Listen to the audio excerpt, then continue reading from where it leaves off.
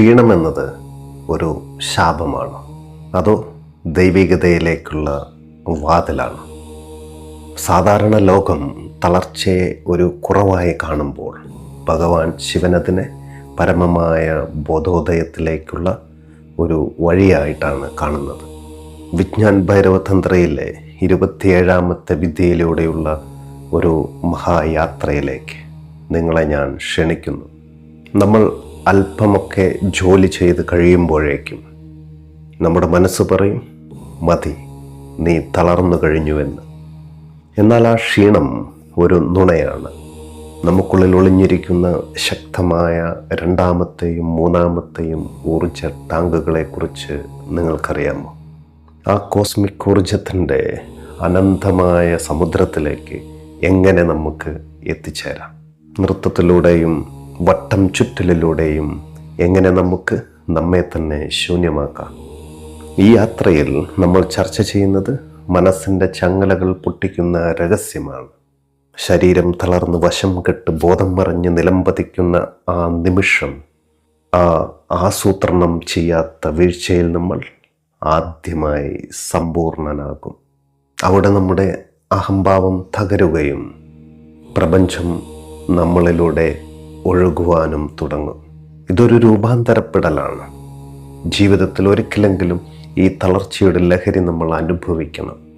പഴയ മനുഷ്യനായി പോയി പുതിയൊരു ചൈതന്യമായി ഉണരാൻ ഈ കുറച്ചു സമയം നിങ്ങൾക്കായി മാറ്റിവെക്കൂ. നമുക്കൊന്നിച്ച് ആ മഹാമൗനത്തിലേക്ക് വീഴാം.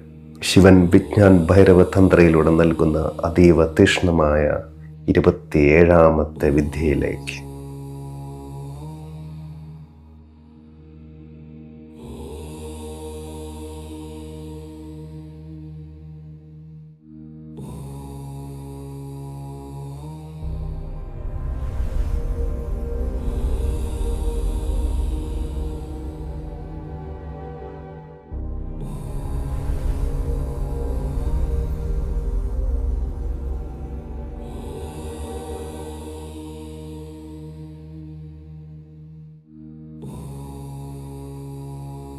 ഏറ്റവും പ്രിയമുള്ള സത്യാന്വേഷികളെ, ഹൃദയം നിറഞ്ഞ നമസ്കാരം.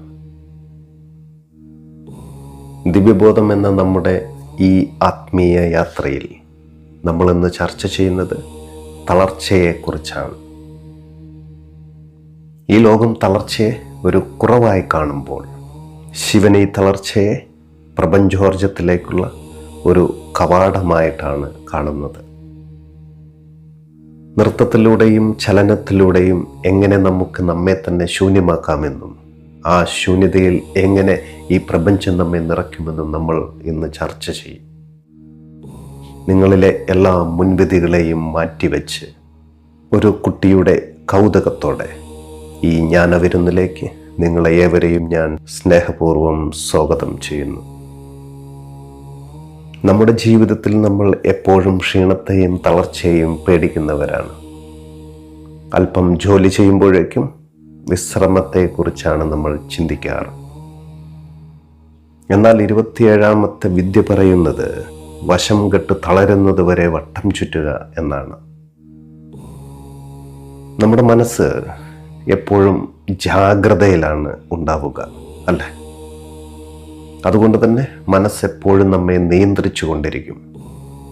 എന്നാൽ ശരീരം പൂർണ്ണമായും തളർന്നു വീഴുന്ന ആ നിമിഷം മനസ്സിന് അതിൻ്റെ നിയന്ത്രണം നഷ്ടപ്പെടും. മനസ്സ് തളരുമ്പോഴാണ് ബോധം ഉണരുകയുള്ളൂ. അതുകൊണ്ട് ഈ വിദ്യയിൽ തളർച്ച എന്നത് നമുക്കൊരു തടസ്സമല്ല, മറിച്ച് മനസ്സിനെ നിശബ്ദനാക്കുവാനുള്ള വലിയൊരു തന്ത്രമാണ്. ഈ വിദ്യ പരിശീലിക്കാൻ തുടങ്ങുമ്പോൾ സംഭവിക്കുന്ന ആദ്യത്തെ കാര്യം എന്താണെന്ന് വെച്ചാൽ, നമ്മൾ അല്പം വട്ടം ചുറ്റുകയോ കുറച്ചു നേരം നൃത്തം ചെയ്യുമ്പോഴേക്കും നമ്മുടെ മനസ്സ് പറയാൻ തുടങ്ങും, മതി, നീ തളർന്നു, ഇനി നിനക്ക് വയ്യ, നീ അവിടെ ഇരുന്നോളൂ എന്ന്. ഇവിടെയാണ് നമ്മൾ ശ്രദ്ധിക്കേണ്ടത്.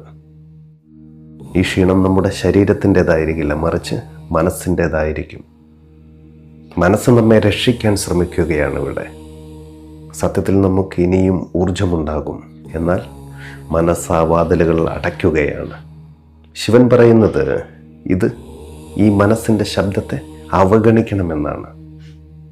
മനസ്സ് നമ്മോട് എത്ര തവണ വയ്യ എന്ന് പറഞ്ഞാലും നമ്മൾ ചലിച്ചുകൊണ്ടേ ഇരിക്കുവാൻ ഭഗവാൻ നമ്മോട് പറയുകയാണ്. ഒരടി പോലും മുന്നോട്ട് വയ്ക്കാൻ പറ്റില്ല എന്ന് നമ്മുടെ കോശങ്ങൾ നിലവിളിക്കുന്നത് വരെ നമ്മളിത് തുടർന്നു കൊണ്ടേയിരിക്കണം. എളുപ്പത്തിൽ ഇത് മനസ്സിലാക്കുവാൻ വേണ്ടി നമ്മളൊരു സൈക്കിൾ ചവിട്ടുകയാണെന്ന് കരുതുക. തുടക്കത്തിൽ നമുക്ക് നല്ല ആവേശമുണ്ടാകും. കുറച്ചു ദൂരം കഴിയുമ്പോൾ നമ്മുടെ കാലുകൾ വേദനിക്കാൻ തുടങ്ങും. മനസ്സ് പറയും, മതി, ഇത് നിർത്താമെന്ന്. നമ്മളവിടെ സൈക്കിൾ നിർത്തിയാൽ നമ്മളൊരു സാധാരണക്കാരനാണ്. എന്നാൽ ആ വേദനയെ മറികടന്ന് നമ്മൾ വീണ്ടും സൈക്കിൾ ചവിട്ടിയാൽ പെട്ടെന്ന് തന്നെ ആ വേദന അവിടെ നിന്നും മാഞ്ഞു പോകുന്നതും പുതിയൊരു ഊർജം നമ്മിലേക്ക് വരുന്നതും നമുക്ക് അനുഭവപ്പെടും. മനസ്സ് പടുത്തുയർത്തിയ ആദ്യത്തെ മതിൽ നമ്മൾ തകർത്തു കഴിഞ്ഞുവെന്ന് ഇതിലൂടെ നമുക്ക് മനസ്സിലാക്കാം. ഇതുതന്നെയാണ് ഈ വിദ്യയിലും സംഭവിക്കുന്നത്. വട്ടം ചുറ്റിയും നൃത്തം ചെയ്തും നാം മനസ്സിൻ്റെ ഈ കോട്ടകളെ ഓരോന്നായി തകർക്കുകയാണ് ഇവിടെ. അതുകൊണ്ട് തന്നെ ഒന്ന് മാത്രം ഉറപ്പിക്കുക, ഈ യാത്ര തളരുവാനുള്ളതാണ്. തളർച്ചയുടെ അങ്ങേയറ്റത്ത് വലിയൊരു നിശബ്ദത നമുക്കായി കാത്തിരിപ്പുണ്ട്. മനസ്സ് പറയുന്ന ആസൂത്രിതമായ നിർത്തലല്ല നമുക്കിവിടെ വേണ്ടത്, മറിച്ച് ശരീരം മരിച്ചതുപോലെ നിലംപതിക്കുന്ന ആ നിമിഷമാണ്.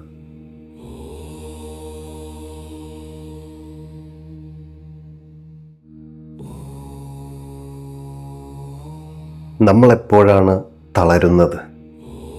അത് നമ്മൾ വിചാരിക്കുന്ന സമയത്താണോ, അതോ ശരീരം വിചാരിക്കുന്ന സമയത്താണോ? നമുക്കിപ്പോൾ നമ്മുടെ മനസ്സിൻ്റെ ഉള്ളറകളിലേക്ക് ഒരു യാത്ര നടത്താം. ഈ വിദ്യയുടെ ഏറ്റവും വലിയ ശത്രു എന്നത് അത് നമ്മുടെ സ്വന്തം മനസ്സാണ്. അത് പടുത്തുയർത്തുന്ന ആദ്യത്തെ മതിലിനെ എങ്ങനെ തകർക്കാമെന്ന് നോക്കാം നമുക്ക്. സത്യത്തിൽ നമ്മളുടെ മനസ്സെന്നത് ഒരു ബോഡി ഗാർഡിനെ പോലെയാണ്. അതെപ്പോഴും നമ്മെ സംരക്ഷിക്കാൻ ഇങ്ങനെ നോക്കിക്കൊണ്ടിരിക്കും. നമ്മൾ വട്ടം ചുറ്റുകയോ നൃത്തം ചെയ്യുകയോ ചെയ്യുമ്പോൾ കുറച്ചു കഴിയുമ്പോഴേക്കും നമ്മുടെ ഹൃദയമിടിപ്പ് കൂടും, ശ്വാസം വേഗത്തിലാകും. ഉടനെ നമ്മുടെ മനസ്സവിടെ അപായമണി മുഴക്കും. മതി, നീ നിർത്തിക്കോ, ഇല്ലെങ്കിൽ നിനക്ക് ഹൃദയാഘാതം വരും, നീ വീണു മരിക്കുമെന്നൊക്കെ.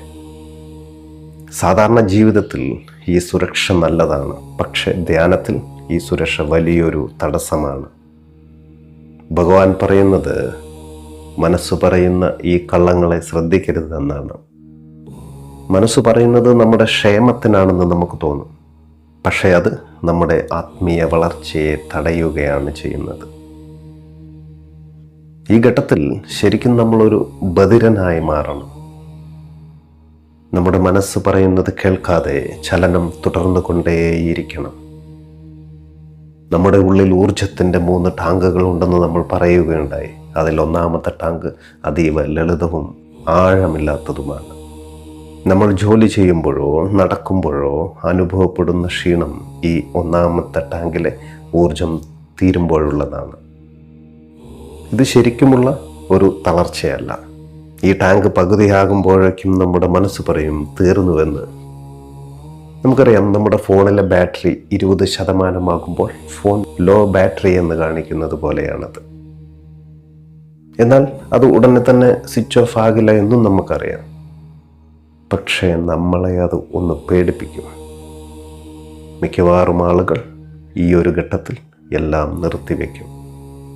എനിക്ക് ധ്യാനിക്കാൻ കഴിയില്ലെന്നും വലിയ ക്ഷീണമാണെന്നൊക്കെ ഈ ഘട്ടത്തിൽ ഇക്കൂട്ടർ പറയും. എന്നാൽ നമ്മൾ ഈ ഘട്ടത്തിലും ചലനം തുടരുകയാണെങ്കിൽ അത്ഭുതകരമായ ഒരു കാര്യം നമ്മൾ കാണും. പെട്ടെന്ന് തന്നെ നമ്മിലെ ആ ക്ഷീണം മാറുകയും പുതിയൊരു ഊർജം നമ്മിലേക്ക് ഒഴുകി വരികയും ചെയ്യും. ഈ വിദ്യയിൽ നമ്മൾ ലക്ഷ്യം വയ്ക്കുന്നത് ആസൂത്രിതമായ ഒരു വീഴ്ചയല്ല എന്ന് നമ്മൾ മുൻപ് പറയുകയുണ്ടായി. ഇപ്പോൾ വീഴാമെന്ന് കരുതി വീഴുന്നതിൽ ഒരു ആത്മീയതയുമില്ലല്ലോ. നമ്മളിവിടെ നൃത്തം ചെയ്ത് ഇനി ഒരടി പോലും മുന്നോട്ട് വയ്ക്കാൻ വയ്യ എന്നും ഇനി അനങ്ങിയാൽ ഞാൻ വീഴുമെന്ന അവസ്ഥ വരുന്നത് വരെ ഇത് തുടർന്നു കൊണ്ടേയിരിക്കണം. നമ്മുടെ ശരീരം നമുക്കൊരു ഭാരമായി മാറണം. മനസ്സ് പൂർണ്ണമായും അവിടെ തോൽക്കണം. ആ നിമിഷം വരെ ചലനം തുടരുന്നത് ഒരു തപസ്സാണ്. അവിടെയാണ് നമ്മുടെ അഹംഭാവം ആദ്യമായി തകരുക. എനിക്ക് കഴിയുമെന്ന ഭാവം മാറി ഇനി എനിക്ക് കഴിയില്ല എന്ന പൂർണ്ണമായ സമർപ്പണത്തിലേക്ക് നമ്മൾ എത്തുകയാണ് ഇവിടെ. നമ്മളിവിടെ മനസ്സിലാക്കേണ്ടത് മനസ്സ് പറയുന്ന ക്ഷീണം ഒരു വലിയ നുണയാണെന്നാണ്. ആ നുണയെ വിശ്വസിക്കാതെ മുന്നോട്ട് പോകുന്നവനാണ് യഥാർത്ഥ അന്വേഷകൻ. നമുക്കുള്ളിലെ ആഴക്കടലിലെ ഊർജം കണ്ടെത്താൻ ഈ ഒന്നാമത്തെ മതിലിനെ നാം തകർത്തേ മതിയാകും.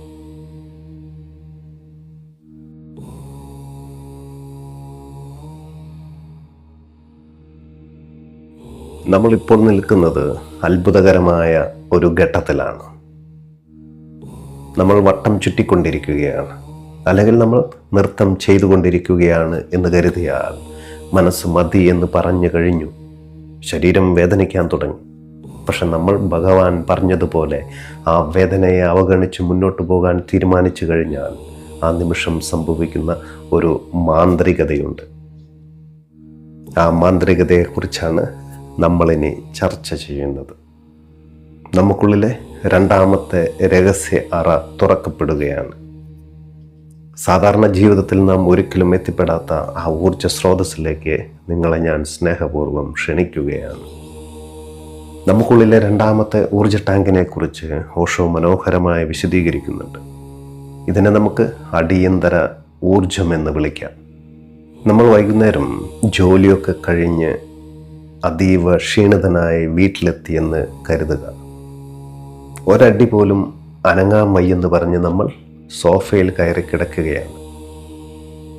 പെട്ടെന്ന് ആരോ ഒന്ന് പറയുകയാണ്, നമ്മുടെ വീടിന് തീ പിടിച്ചിരിക്കുന്നുവെന്ന്. ആ നിമിഷം നമ്മുടെ ക്ഷീണമെല്ലാം പമ്പ കിടക്കും. ആ നിമിഷം നമ്മൾ ചാടി എഴുന്നേറ്റ് ഓടും, അല്ലേ? അപ്പോൾ നമ്മിലുണ്ടായിരുന്ന ആ ക്ഷീണം എവിടെ പോകും? എന്താണ് അവിടെ സംഭവിച്ചത്? നമ്മുടെ ഒന്നാമത്തെ ടാങ്ക് ശൂന്യമായിരുന്നു എന്ന് നമുക്കറിയാം. അതുകൊണ്ടാണ് നമുക്ക് ക്ഷീണം വന്നത്. എന്നാൽ ആ അപകടഘട്ടത്തിൽ നമ്മുടെ രണ്ടാമത്തെ ടാങ്ക് തുറന്നു വിടുകയാണ് ഇവിടെ. ഈ വിദ്യയിൽ നമ്മൾ ബോധപൂർവം ഒരു അടിയന്തര ഘട്ടം സൃഷ്ടിക്കുകയാണ്. മനസ്സിൻ്റെ വയ്യ എന്ന ശബ്ദം മറികടന്ന് നമ്മൾ ചലിക്കുമ്പോൾ ശരീരം കരുതുന്നത് ഇതൊരു അപകടഘട്ടമാണെന്നാണ്. ഉടനെ അത് ആ രണ്ടാമത്തെ ടാങ്ക് തുറക്കും. അപ്പോൾ നമുക്ക് ലഭിക്കുന്നത് പുത്തനുണർവായിരിക്കും. ചില വിദ്യകൾ ഒറ്റയ്ക്ക് ചെയ്യുമ്പോൾ നമുക്ക് വേഗം ക്ഷീണം തോന്നാം. എന്നാൽ ഒരു ധ്യാന ശിബിരത്തിൽ നൂറുകണക്കിന് ആളുകൾക്കൊപ്പം ഇത് ചെയ്യുമ്പോൾ നമുക്ക് മണിക്കൂറുകളോളം നൃത്തം ചെയ്യുവാൻ കഴിയും. ഇതിനെ നമുക്ക് സംഘബോധം എന്ന് വിളിക്കാം. ഓഷോയുടെ ധ്യാന ക്യാമ്പുകളിൽ ഇത് നമുക്ക് അനുഭവിക്കാൻ കഴിയും. ഓഷോ ധ്യാന ക്യാമ്പുകളെ വെറുമൊരു ഒത്തുചേരലായിട്ടല്ല കണ്ടിരുന്നത്. പകരം അതിനെ ഒരു ബുദ്ധ ഫീൽഡ് എന്നാണ് അദ്ദേഹം വിളിച്ചിരുന്നത്. ഒരു കാന്തത്തിന് ചുറ്റും ഒരു കാന്തിക മണ്ഡലമുള്ളതുപോലെ നൂറുകണക്കിന് ആളുകൾ ഒന്നിച്ച് ധ്യാനിക്കുമ്പോൾ അവിടെ ഒരു ഊർജ മണ്ഡലം രൂപപ്പെടും. നമ്മൾ ഒറ്റയ്ക്ക് ഇരുന്ന് ധ്യാനിക്കുമ്പോൾ നമ്മുടെ ചെറിയ ഒരു വിളക്ക് മാത്രമാണ് കത്തുന്നത്. എന്നാൽ ഒരു ക്യാമ്പിൽ 100 പേർ ഒന്നിച്ച് നൃത്തം ചെയ്യുമ്പോൾ അത് 100 വിളക്കുകൾ ചേർന്ന ഒരു വലിയ സൂര്യനെ പോലെയാണ്. അവിടെ നമുക്കുള്ളിലെ ഇരുട്ട് താനെ വെളിച്ചമായി മാറും. ചുറ്റുമുള്ളവർ ആവേശത്തോടെ ചെയ്യുന്നത് കാണുമ്പോൾ എനിക്കും സാധിക്കുമെന്നൊരു തോന്നൽ നമ്മുടെ ഉള്ളിലുണ്ടാകും. മറ്റുള്ളവരുടെ ഊർജം നമ്മെ താങ്ങി നിർത്തും. ഒരു തീയുണ്ടയുടെ അരികിലിരിക്കുമ്പോൾ നമുക്ക് ചൂട് ലഭിക്കുന്നത് പോലെ ഉയർന്ന ഊർജമുള്ള ഒരു കൂട്ടം ആളുകൾക്കിടയിൽ നമ്മുടെ രണ്ടാമത്തെ ഊർജ ടാങ്ക് വളരെ വേഗത്തിൽ തുറക്കപ്പെടും. അതുകൊണ്ട് തന്നെ ഈ വിദ്യ പരിശീലിക്കുമ്പോൾ സമാന ചിന്താഗതിയുള്ളവരുടെ കൂടെയായിരിക്കുന്നത് വലിയ ഗുണം ചെയ്യും നമുക്ക്. ആ കൂട്ടായ്മ നമ്മെ നമ്മുടെ പരിമിതികൾക്ക് അപ്പുറത്തേക്ക് നമ്മെ നയിക്കും. രണ്ടാമത്തെ ടാങ്ക് തുറന്നു കഴിഞ്ഞാൽ പിന്നെ നൃത്തം ചെയ്യുന്നത് നമ്മളായിരിക്കില്ല. നമ്മൾ വെറുമൊരു ഉപകരണം മാത്രമായി മാറും. അവിടെ ഊർജം നമ്മെ നയിക്കും. ആദ്യത്തെ ഘട്ടത്തിൽ നമ്മൾ കഷ്ടപ്പെട്ടാണ് നൃത്തം ചെയ്തിരുന്നതെങ്കിൽ ഇപ്പോൾ നമ്മൾ നൃത്തത്തിൻ്റെ ഒഴുക്കിൽ ചെയ്യുകയായിരിക്കും. ഞാൻ നൃത്തം ചെയ്യുന്നു എന്ന അഹംഭാവം പതുക്കെ അവിടെ അലിഞ്ഞു പോകും. നൃത്തം മാത്രം അവിടെ അവശേഷിക്കും. ഈ അവസ്ഥ അതീവ സുഖകരമാണ്. ഒരു ലഹരി പോലെ അത് നമ്മെ പിടികൂടും. നമ്മൾ വിചാരിക്കുന്നതിനേക്കാൾ എത്രയോ മടങ്ങ് ഊർജം നമ്മുടെ ഉള്ളിൽ ഒളിഞ്ഞിരിപ്പുണ്ടെന്ന കാര്യം നിങ്ങൾക്കറിയാമോ? ആ രണ്ടാമത്തെ മതിൽ നമ്മളിപ്പോൾ തൊട്ട് കഴിഞ്ഞു. പക്ഷേ ഈ രണ്ടാമത്തെ ടാങ്കിനും ഒരു പരിധിയുണ്ട്. അത് ശൂന്യമാകുന്ന ആ നിമിഷം വരും. ആ നിമിഷമാണ് ഏറ്റവും ഭയാനകവും എന്നാൽ ഏറ്റവും മനോഹരവും.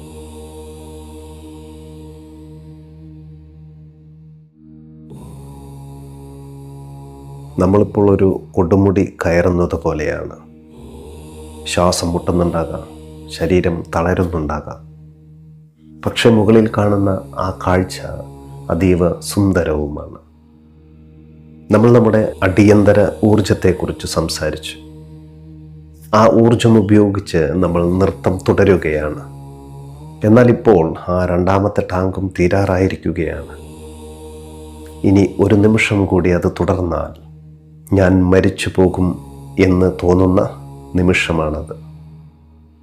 ആ ഭയത്തെക്കുറിച്ച്, നിഗൂഢമായ നിമിഷത്തെക്കുറിച്ച് ചിന്തിക്കാം നമുക്ക്. ഇവിടെ നമ്മൾ ഭയപ്പെടും.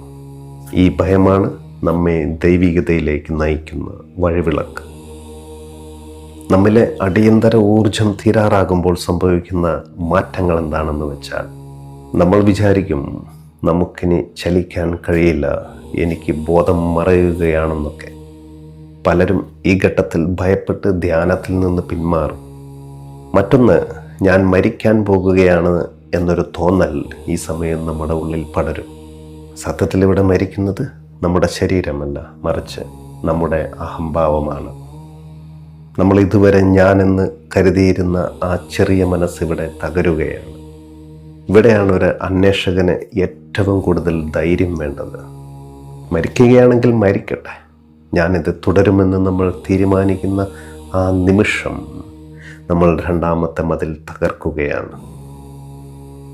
അവിടെയാണ് നമുക്കായി പ്രപഞ്ചം അതിൻ്റെ വാതിൽ തുറക്കുന്നത്. നമ്മുടെ ചെറിയ 2 ടാങ്കുകളും ശൂന്യമാകുമ്പോൾ നമ്മൾ എവിടെ നിന്നാണ് പിന്നെ ഊർജം സ്വീകരിക്കുക? അവിടെയാണ് കോസ്മിക് ഊർജം കടന്നു വരുന്നത്. നമ്മൾ നമ്മുടെ സ്വന്തം ഊർജം പൂർണ്ണമായും കളഞ്ഞു കഴിഞ്ഞു ഇവിടെ. അപ്പോൾ നമ്മൾ ശൂന്യമാണ്. പ്രകൃതിക്ക് ആ ശൂന്യത ഇഷ്ടമല്ല താനും. നമ്മൾ ശൂന്യമാക്കുമ്പോൾ പ്രപഞ്ചം അതിൻ്റെ അനന്തമായ ഊർജം നമ്മിലേക്ക് നിറയ്ക്കാൻ തുടങ്ങും. ഈ ഘട്ടത്തിലെത്തിയാൽ പിന്നെ നമ്മൾ എത്ര മണിക്കൂർ വേണമെങ്കിലും നൃത്തം ചെയ്യും. കാരണം ഇപ്പോൾ നൃത്തം ചെയ്യുന്നത് നമ്മളായിരിക്കില്ല, പ്രപഞ്ചമായിരിക്കും. നമ്മൾ വെറുമൊരു കരിയില പോലെ കാറ്റിൽ ഒഴുകുകയായിരിക്കും. ഈ ഊർജം നമ്മിലൂടെ ഒഴുകുമ്പോൾ നമുക്ക് വല്ലാത്തൊരു ആനന്ദം അനുഭവപ്പെടും. നമ്മുടെ ശരീരം അവിടെ ഉണ്ടെന്ന് പോലും നമ്മൾ മറന്നു പോകും. നമ്മുടെ വീട്ടിലെ വാട്ടർ ടാങ്കിനെ സങ്കല്പിച്ചാൽ ടാങ്കിലെ വെള്ളം തീർന്നാൽ പൈപ്പിൽ നിന്ന് വെള്ളം വരില്ലല്ലോ. പക്ഷേ നമ്മൾ ആ ടാങ്കിനെ ഒരു കിണറുമായിട്ടോ അല്ലെങ്കിൽ ഒരു പുഴയുമായിട്ടോ ബന്ധിപ്പിച്ചിട്ടുണ്ടെങ്കിൽ വെള്ളം ഒരിക്കലും തീരില്ലാത്തതുപോലെയാണത്. നമ്മുടെ വ്യക്തിപരമായ ഊർജമോ ആ വാട്ടർ ടാങ്ക് പോലെയാണ്. അത് വേഗം തീരും. എന്നാൽ ആ ടാങ്ക് തീർന്നു കഴിയുമ്പോഴാണ് നാം പ്രപഞ്ചമാകുന്ന പുഴയുമായി ബന്ധപ്പെടുന്നത്. ആ ബന്ധം സ്ഥാപിക്കപ്പെടണമെങ്കിൽ നമുക്കുള്ളിലെ പഴയ വെള്ളമായ അഹങ്കാരവും ക്ഷീണവും പൂർണ്ണമായും ഒഴുകിപ്പോകണം. അതുകൊണ്ടാണ് ഭഗവാൻ പറയുന്നത്, തളർന്ന് വശം കെടുന്നതുവരെ തുടരുക എന്ന്. ഭയം എന്നത് അവസാനമല്ല, അതൊരു തുടക്കമാണെന്നേ. ആ മരണഭയത്തെ പുണരാൻ പഠിക്കുന്നവനാണ് അമരത്വത്തിലേക്ക് പ്രവേശിക്കുന്നത്.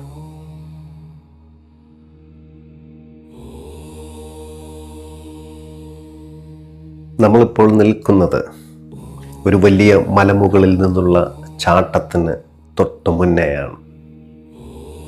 ഇതുവരെ നമ്മൾ നൃത്തം ചെയ്തു, ഓടി ചാടി.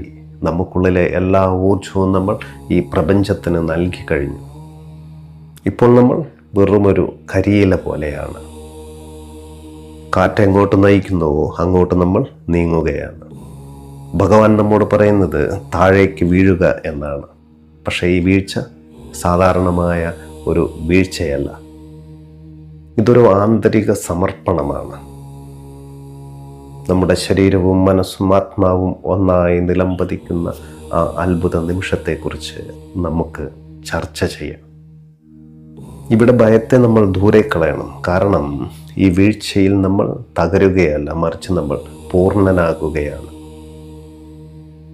ശിവൻ ഈ വിദ്യയിൽ പറയുന്ന ഏറ്റവും വലിയ രഹസ്യം ഇതാണ്: വീഴ്ച ഒരിക്കലും മുൻകൂട്ടി നിങ്ങൾ നിശ്ചയിക്കരുതെന്ന്. ഇനി എനിക്ക് വയ്യ, ഞാൻ ഇരിക്കാൻ പോവുകയാണെന്ന് കരുതിയാൽ നമ്മൾ ഇരുന്നാൽ അവിടെ ധ്യാനമില്ല. അവിടെ വീണ്ടും നമ്മുടെ മനസ്സാണ് തീരുമാനമെടുത്തത്. മനസ്സ് തീരുമാനിക്കുമ്പോൾ അവിടെ ഒരു ചെയ്യുന്നവനുണ്ട്. ഒരു മരം കടപുഴകി വീഴുന്നത് നമ്മൾ കണ്ടിട്ടുണ്ടാകും.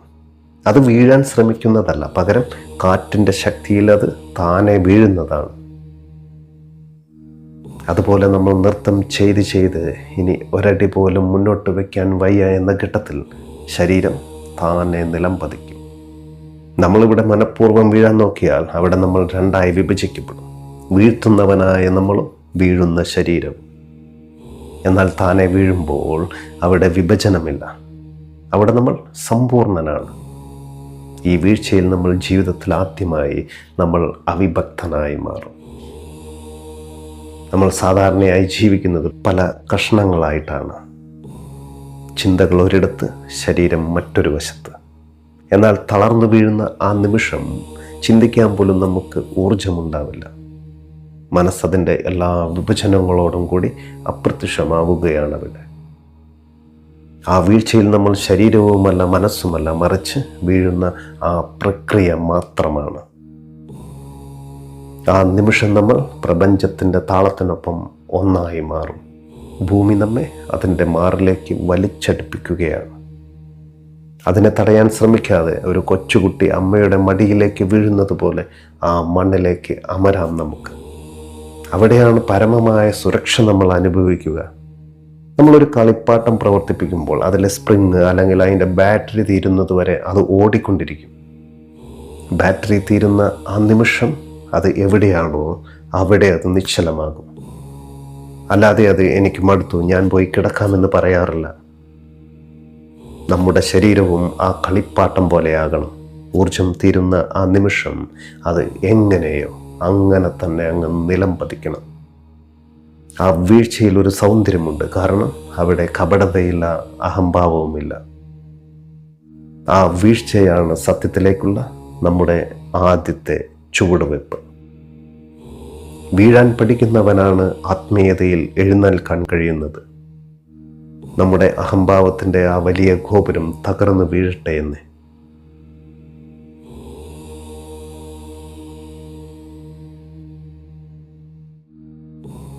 ഇപ്പോൾ നമ്മൾ ആ നിലത്താണ്. ശരീരം അനങ്ങാൻ പോലും കഴിയാതെ മരിച്ചതുപോലെ കിടക്കുന്നു. ശ്വാസം പതുക്കെ താളം വീണ്ടെടുക്കും. കഴിഞ്ഞ കുറച്ചു സമയം നമ്മൾ സംസാരിച്ചതും പ്രവർത്തിച്ചതും ഈ ഒരു നിമിഷത്തിന് വേണ്ടിയാണ്.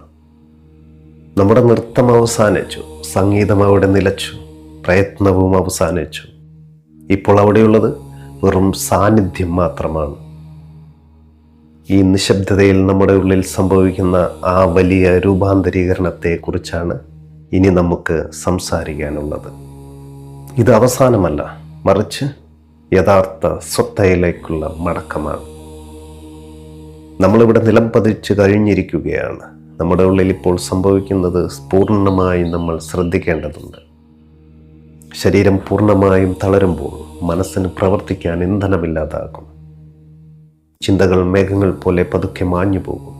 അവിടെ അവശേഷിക്കുന്നത് ശുദ്ധമായ ആകാശം മാത്രമാണ്.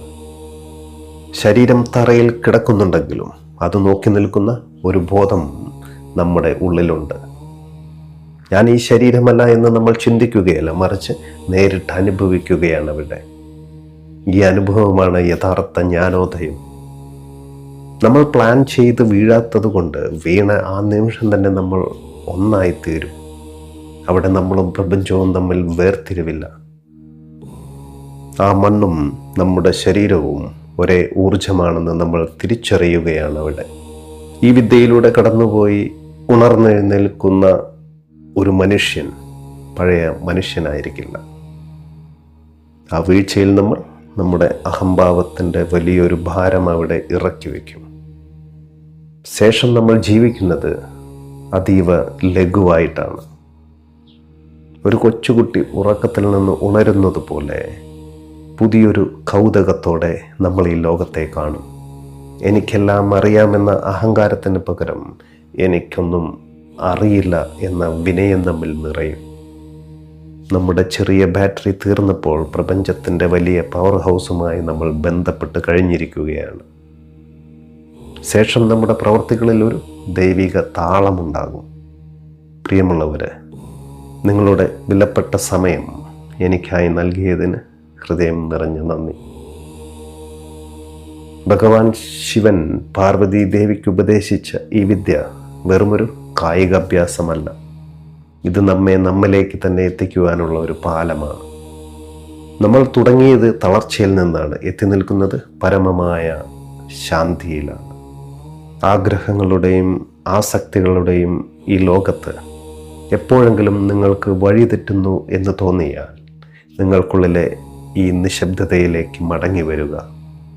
വശം കെട്ട് തളരുന്നത് വരെ പ്രയത്നിക്കുക. എന്നിട്ട് ആ പ്രപഞ്ചത്തിൻ്റെ മാറിലേക്ക് വിശ്വസിച്ച് വീഴുക. അത് നിങ്ങളെ കൈവിടില്ല. ദിവ്യബോധം എന്ന ഈ ചാനലിലൂടെ നാം പങ്കുവെച്ച ഈ അറിവുകൾ നിങ്ങളുടെ ജീവിതത്തിൽ വെളിച്ചമാകട്ടെ. ഈ പരമ്പര വിജയകരമായി പൂർത്തിയാക്കാൻ സഹായിക്കുന്ന എൻ്റെ എല്ലാ പ്രേക്ഷകർക്കും ഈ പ്രപഞ്ച ചൈതന്യത്തിനും ഞാൻ നന്ദി പറയുകയാണ്.